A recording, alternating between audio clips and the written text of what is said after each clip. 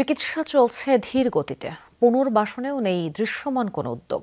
মাসের পর মাস ধরে হাসপাতালের বিছানায় একরকম অসহ্য দিন কাটছে বৈষম্য বিরোধী ছাত্র আন্দোলনে আহতদের।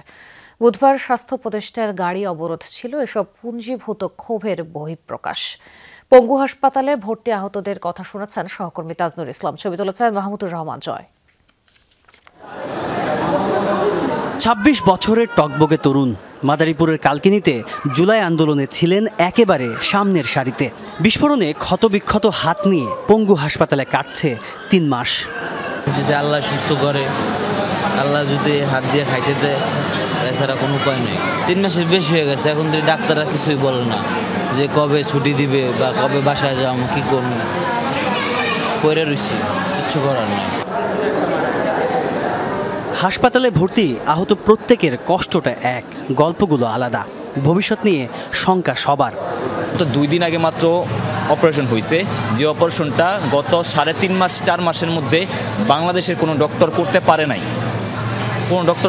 নাই, যেটা ইউকে থেকে একটা টিম আসছে, তারা সাহস করছে। তারা যে এই যে পাওয়ার পাইয়েছে, এই পাওয়ারটা পাইয়েছে থাকার কারণে আমাদের জন্য তো পাইয়েছে।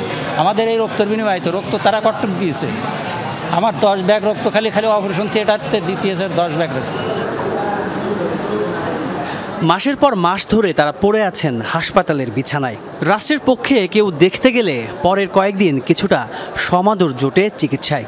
বুধবারও এমনটাই হওয়ার কথা ছিল, কিন্তু স্বাস্থ্য উপদেষ্টা পরিদর্শনে গিয়ে সবার খোঁজ নেননি।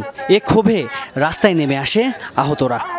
ভালো একটা চিকিৎসা পাওয়ার আশায়, ভালোভাবে একটু থাকার আশায় যদি আমাদেরকে আবার আন্দোলন করতে হয়, আমাদেরকে দেখার মতো যদি সময় তাদের হাতে না থাকে, কথা বলার মতো সময় না থাকে, তাহলে তো আসলে এটা খুবই দুঃখজনক। আমরা যদি রাস্তায় না নামতাম তাহলে আর কোনো উপদেষ্টা আসতো না। কালকে রাত 4টার দিকে উপদেষ্টা এসে আমাদের সাথে দেখা করতো না।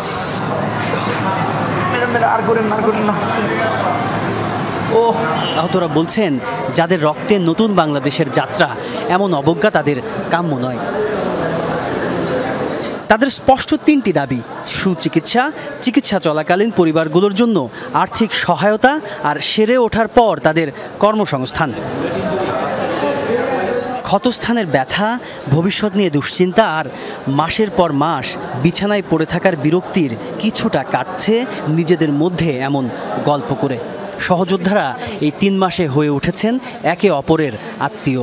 বিষাদে ভরা জীবনে একটুখানি আলোর অপেক্ষা তাদের। তাজনুর ইসলাম, যমুনা নিউজ, ঢাকা।